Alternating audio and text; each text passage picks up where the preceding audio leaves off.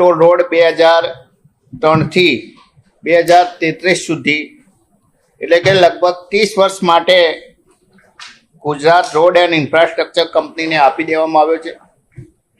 જે પ્રમાણે આ કંપની લોકો જોડેથી ટેક્સ ઉઘરાવે છે એ પ્રમાણે વર્ષ 2024ની અંદર અંદાજિત 132 કરોડ રૂપિયા અને વર્ષ 2025ની અંદર 164 કરોડ રૂપિયાથી વધુનો ટેક્સ ઉઘરાવવામાં આવ્યો છે।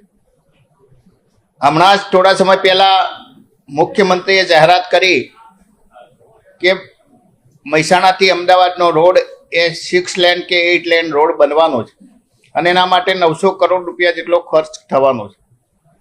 તો સરકાર એક બાજુ રોડ બનાવવા માટે કરોડો રૂપિયાનો ખર્ચ કરતી હોય અને એ રોડ બનાવ્યા પછી કરોડો રૂપિયાનો ટેક્સ એ ખાનગી કંપનીઓ ઉઘરાવી દેતી હોય તો શા માટે સરકાર આવી ખાનગી કંપનીઓને બખ્ખા કરાવે છે એ સમજાતું નથી। મને લાગે છે કે આ રોડ બનાવવામાં 300 થી 400 કરોડ રૂપિયાથી વધુ ખર્ચ થયો નહોતો।